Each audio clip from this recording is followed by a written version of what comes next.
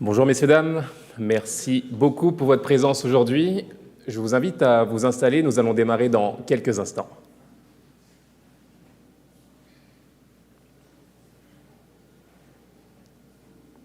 Merci beaucoup. Merci. Nous allons démarrer par une vidéo suivie d'une allocution du président et chef de la direction du CF Montréal, M. Gabriel Gervais, suivi d'un discours de M. Lloyd Barker, et nous conclurons par une période de questions-réponses. Merci. Lloyd Barker, c'était un attaquant intrépide qui terrorisait les défenses adverses avec sa vitesse. Dans les années 90, Lloyd Barker, c'était un des joueurs les plus électrisants que j'ai vus au Centre Claude Robillard. J'étais au stade en 1994 quand le club a gagné son premier titre et c'était vraiment un moment émouvant. En direct du Centre Claude Robillard à Montréal. Honestly, bro, I was just really in my thoughts there. I've never really sat in these seats. If anything, we'd be in the back. There's a section where nobody can see you. I used to hang out in there if I'm not playing. No, it's 94. It's a championship.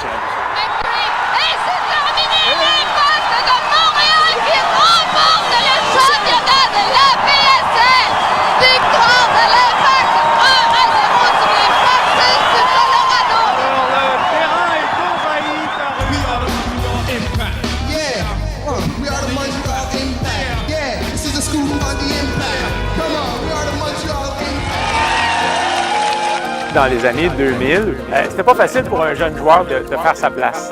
Et à l'époque, Lloyd Barker faisait partie du club et il a été comme un grand frère. Il avait toujours des sages paroles. C'est quelqu'un qui parle très bien. Il parle beaucoup, mais qui parle très bien. Lloyd Barker, il a toujours cherché à mettre en lumière les qualités de ses coéquipiers.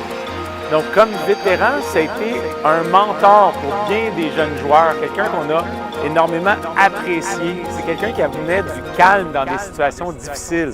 Avec son sourire charismatique, il était capable de rassembler ses coéquipiers, de convaincre les entraîneurs et de réunir les partisans autour de lui.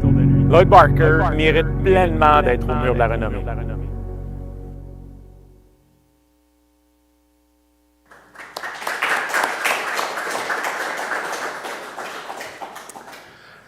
J'invite dorénavant M.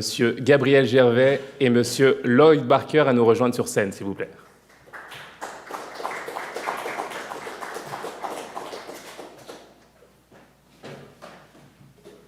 Gabriel, je te cède la parole.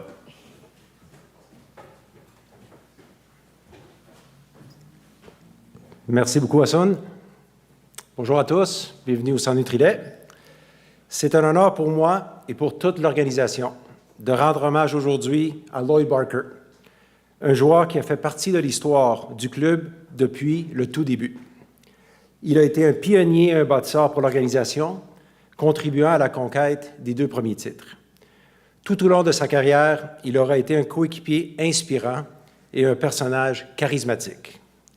Je me permets de rappeler quelques faits saillants de sa brillante carrière. Il a joué pour notre club de 1993 à 1998 et de 2001 à 2004. Il a également joué en salle en 1997 et 1998 et 1999 et 2000. Il a été gagnant du trophée Stade Saputo, décerné au joueur le plus utile du club en 1995. Il a été nommé sur l'équipe d'étoiles de l'APSL en 1995, saison durant laquelle il a marqué 10 buts, en plus de récolter 6 passes décisives. Il a disputé 191 matchs de saison régulière avec le club, plus de 200 en comptant les matchs de série. Il a marqué 34 buts. Il a fait partie de l'équipe championne de l'APSL, comme vous l'avez vu sur la vidéo, en 1994 et de la A-League en 2004, les 2 premiers titres du club. Il a été international jamaïcain. As you may or may not know, Lloyd Barker was among the 11 starters of the first official match that the Montreal Impact played on May 14th, 1993 against the Los Angeles Salsa. I love that name, Lloyd, Los Angeles Salsa. From that point on, he'd go on to play 191 regular season games for the Impact over the span of 10 seasons with the club, scoring 34 goals along the way. The first of which came on June 18th, 1993. Do you remember that goal? Okay, I'll explain you that goal. It was against the Fort Lauderdale Strikers, late in the game. I repeat, late in the game. At the 90th minute, a game winner, okay? Then the legend was born.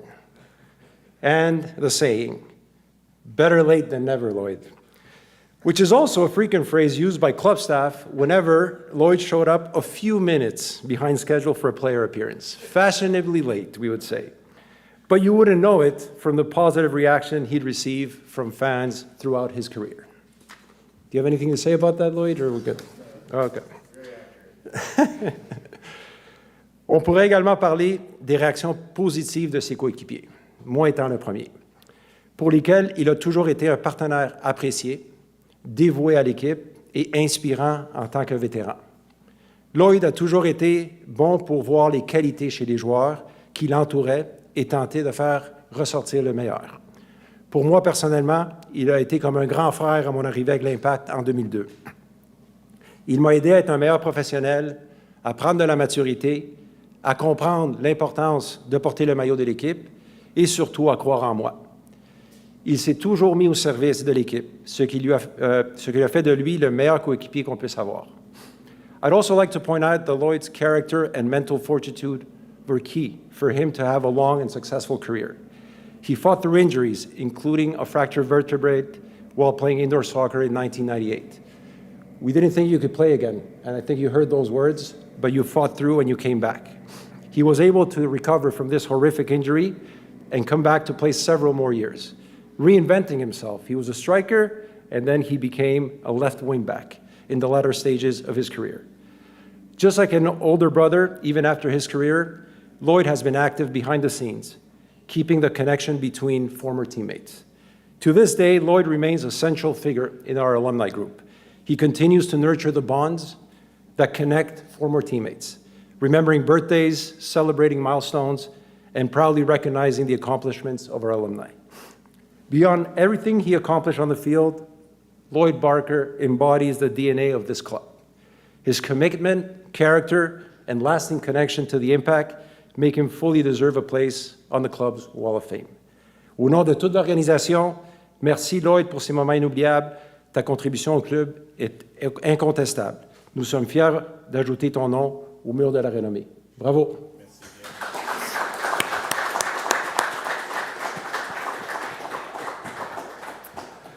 Merci Gabriel. J'invite à présent M. Lloyd Barker à nous rejoindre au pupitre pour un discours. Il peut le faire d'ici, ça marche très bien. No, don't need it. No, go ahead. Good morning, everyone. Just a quick few words before we start. As Jay-Z would say, you could have been anywhere in the world, but you're here with me, and I appreciate that. Merci beaucoup, Gabriel Gervais, et le club, pour l'honneur incroyable. Cet honneur, ce n'est pas pour moi seulement, c'est pour ma famille, mes amis. So merci beaucoup. There are no words that I will say today that would accurately reflect what this honor means to me and my family, but I will try. Thank you. Merci beaucoup. Nous pouvons démarrer dès à présent une période de questions-réponses. Nous allons commencer ici. Hey, Lloyd.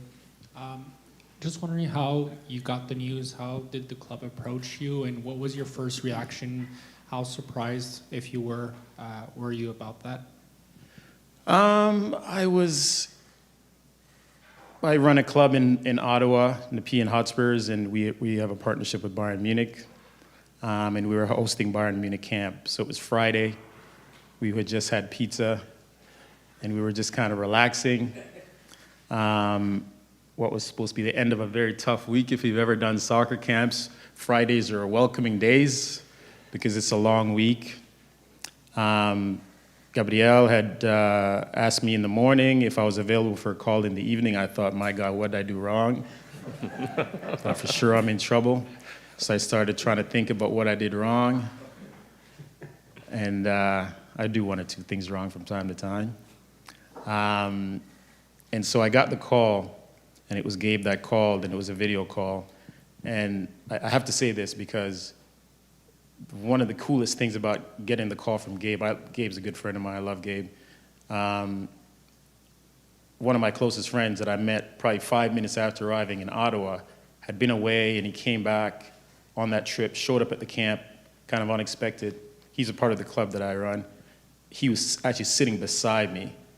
He just showed up at camp, sat beside me. He's easily one of my closest friends.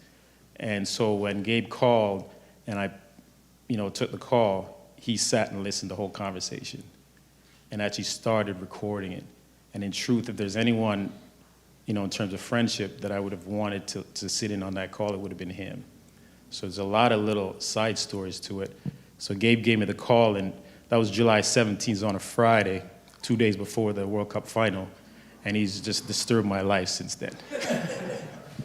There's just been a lot of as you mentioned the word surprise. I'd be surprised, you'd be surprised to hear me say I was surprised, for sure. They listed off the accomplishments and so on, and I just never played the game for those things. I played the game to hang out with the boys, win some games and maybe some trophies along the way and have the experience. So I was genuinely surprised, and to be honest, I'm still trying to process the whole thing. Jean-François? Hi, Lloyd. I hear. I just wonder if you had the chance to meet up with the players from the squad of today, and what do you think of how far the club has come since your playing days to today? I mean the current squad? Yeah, current squad. No, I'm looking forward to meeting them. I know some of the guys. I'm looking forward to meeting all the others. I brought some stuff for them to sign, so they don't know it yet. But where the club is today, I mean, over the years, my brain just went back to when Gabe called, because I actually went with Gabe, and I'll just a quick anecdote. When Gabe called me, I froze, and I didn't realize I had frozen, and he said, "Lloyd, are you still there?" And I'm like, "I'm still here." When he mentioned the words, the club, and then he mentioned Joey's name, and then and then he mentioned the Wall of Honor, my Wall of Fame, my brain just went straight back to when I walked up to Claude Robillard in 1993 and was met by Mike Moretto, who remains a dear friend still to this day.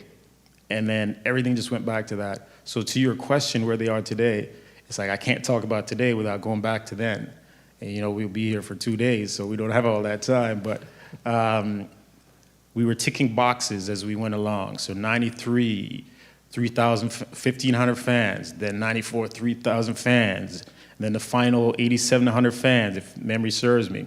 And so we were just ticking boxes along the way. They started having to put extra seats in Claude Robillard. We got to 13,000, and so on and so on. So when they built the stadium, Stade Saputo, we're like, we made it. We're there. We got our own home. We didn't own Claude Robillard. We rented that. We were just squatters in that place, So there were days where we had to clean out our stuff because the swimmers were coming to use the locker room. So we did not own that place. So that stadium up the street, that was a box ticked. And then the training center, I mean, if you follow what I'm telling you, so we're not even talking about the squad. We're bringing in certain players. And if you look at the history of the players that have come in here, it's unbelievable, to be quite honest. And now we got another one. So for me, it's been just a beautiful journey to see where everything has come from where we started to now. And the fact that I'm sitting here and I've been retired now 20 years, I mean, for me, it's mind-boggling, to be quite fair. On poursuit avec Ismaël. Hi, Lloyd. Congratulations. I read that one of the reasons why it will be special for you tomorrow is because of your daughter that didn't get to see you in your playing days. And you mentioned in the beginning that it's special for you, but for your family as well. Can you sum up in words, like, why will that be an emotional day for you tomorrow? I mean,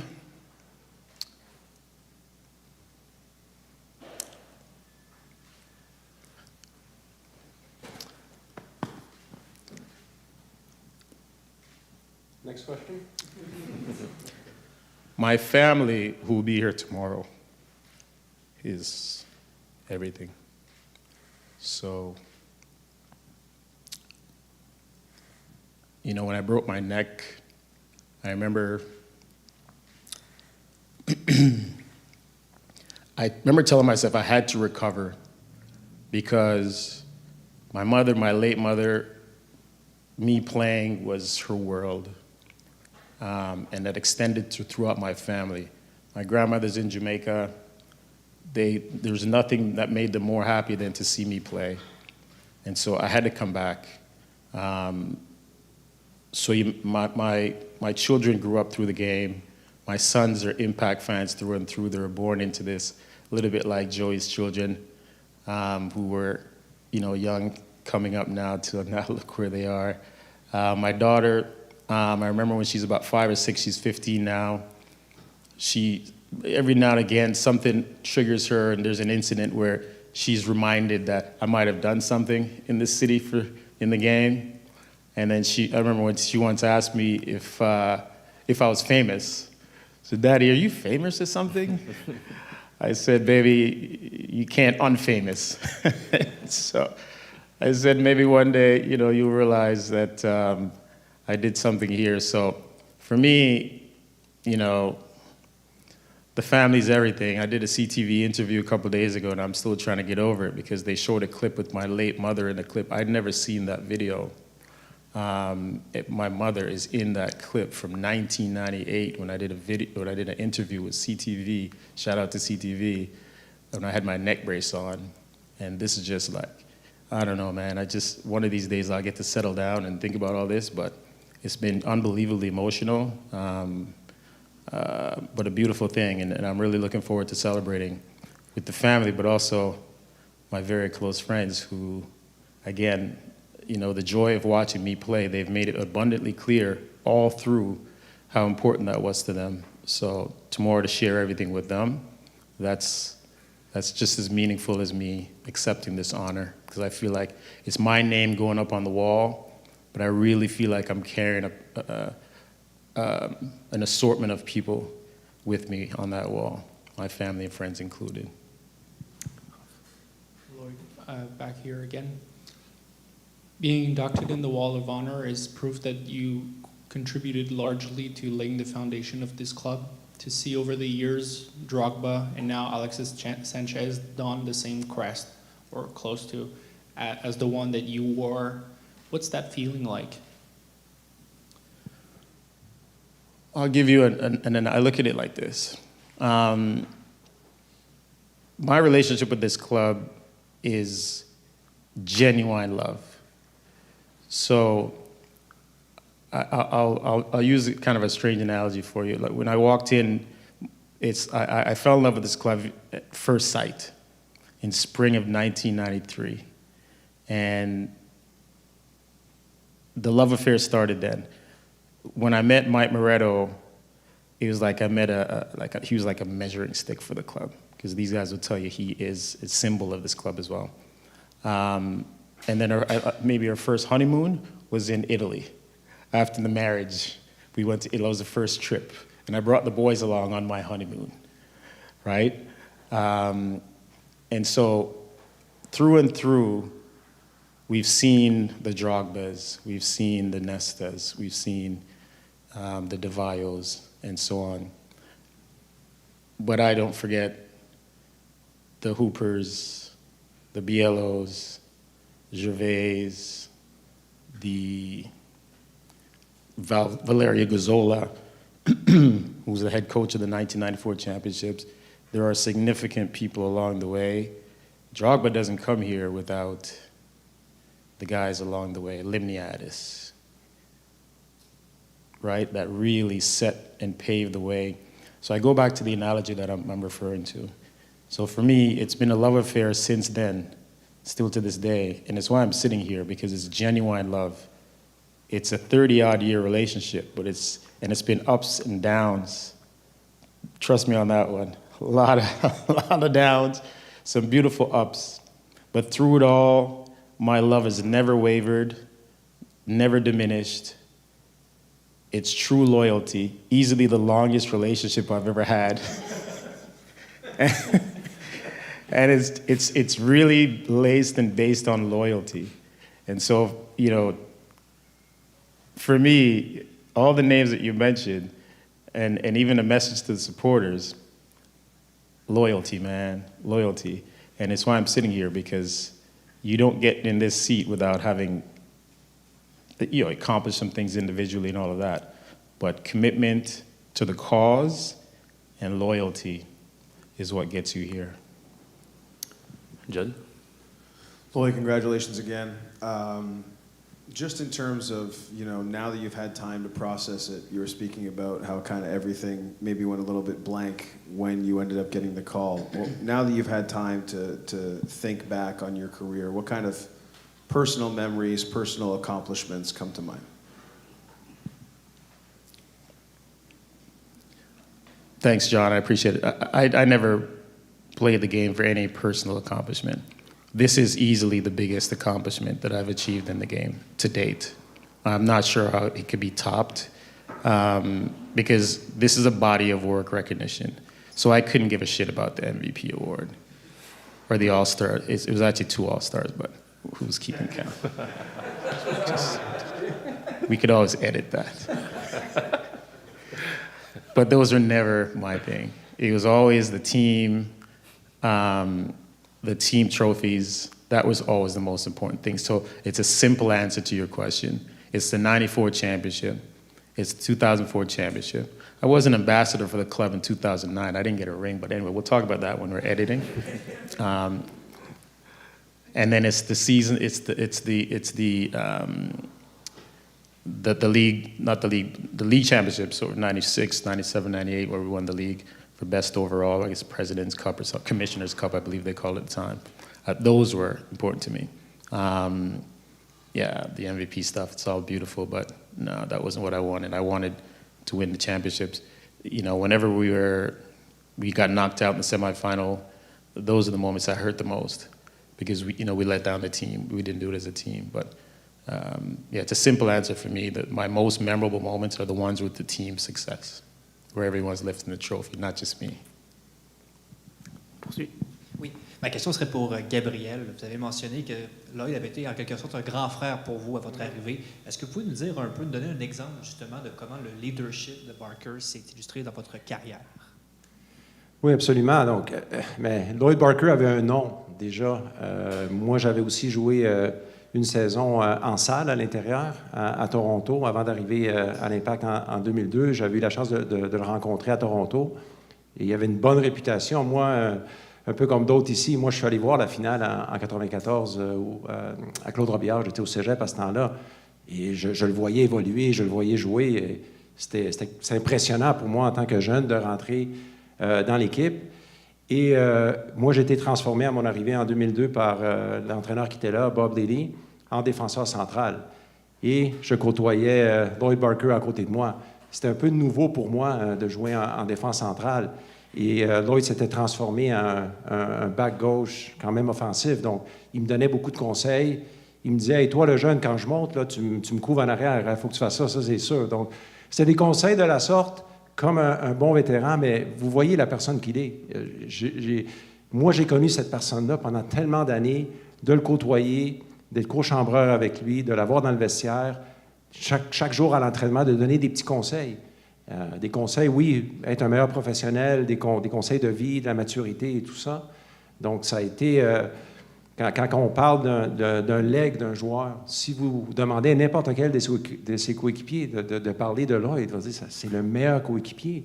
Donc, tout son talent, check, tout ce qu'on voulait dans les critères pour lui d'être un grand ambassadeur, un grand joueur, c'est fait. Mais c'est la personne qu'il est. Quand je dis tout à l'heure qu'il représente l'ADN de notre club, c'est ça. Et moi, je me compte tellement chanceux d'avoir été avec lui tellement longtemps. Mais c'était ça. C'était un grand frère pour tout le monde. Jeff? Salut Gabriel. Je sais que c'est la journée de Lloyd, mais c'est pas tous les jours qu'on a l'occasion de te parler. Donc j'aurais une petite question qui sortirait un peu du sujet d'aujourd'hui.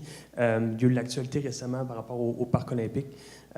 Avec l'annonce des rénovations au Stade olympique, à l'intérieur du stade, est-ce que, la dernière fois qu'on t'avait parlé, on avait des questions sur l'avenir du CF Montréal. Est-ce que maintenant le CF Montréal, son avenir est assuré à Montréal? Et peut-être en deuxième partie de cette question-là, quel genre d'entente vous aimeriez conclure avec le Parc olympique pour jouer au Stade olympique?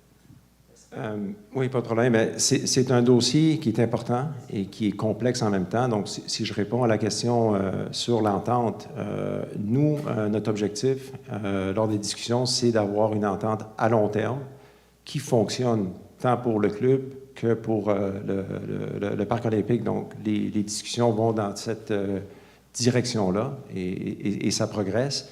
Et oui, c'est sûr, on a vu d'un très bon œil l'annonce de la rénovation et la modernisation du stade à l'intérieur qui nous présente une option très viable pour le long terme du club.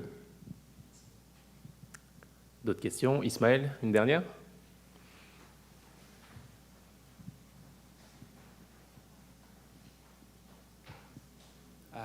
Pour Gabriel également, si jamais vous transférez au Stade olympique pour la saison hivernale, est-ce qu'il y a un objectif quand même que le Stade Saputo puisse être loué à d'autres équipes, par exemple les Roses de Montréal, pour un partage de revenus comme ça? Comment est-ce que ça se ferait? Oui, comme j'ai mentionné tout à l'heure, le Stade olympique, maintenant, avec l'annonce de la modernisation, ça devient une option viable pour nous d'y aller. Et présentement, on fait des études au Stade Saputo, comment on peut leur rendre un stade multifonctionnel. On joue les prolongations. Allez, allons-y. Toujours pour Gabriel, on le sait, on a un nouveau joueur désigné ici à Montréal. C'est quand même récent, mais est-ce que vous êtes en mesure pour le moment d'évaluer un peu l'impact que ça peut avoir sur la billetterie, les ventes, l'impact médiatique également de l'arrivée de Sanchez? Je pense que l'engouement est phénoménal. Donc, je salue beaucoup l'équipe sportive, Luca Saputo et Simone Saputo, qu'on ait pu attirer ce joueur. Vous apprenez à le connaître un peu comme moi. C'est un joueur extrêmement charismatique. Il a un aura particulier.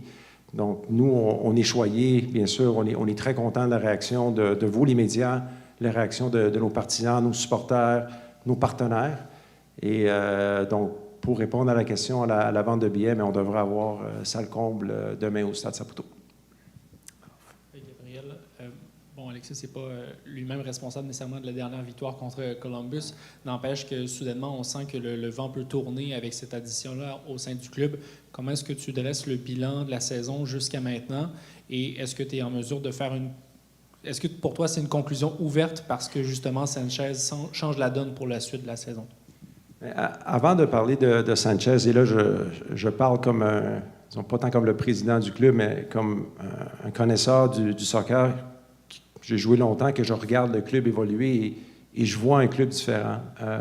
Si on regarde certains matchs qu'on a joués, c'est du très haut niveau que nous avons joué. On est capable de revenir de l'arrière aussi dans des situations très compliquées à l'étranger. Je parle du match notamment à DC United. Donc, je sens quelque chose de différent dans le club en termes de cette volonté, la grinta, comme on dit, de jamais abandonner, de jamais lâcher.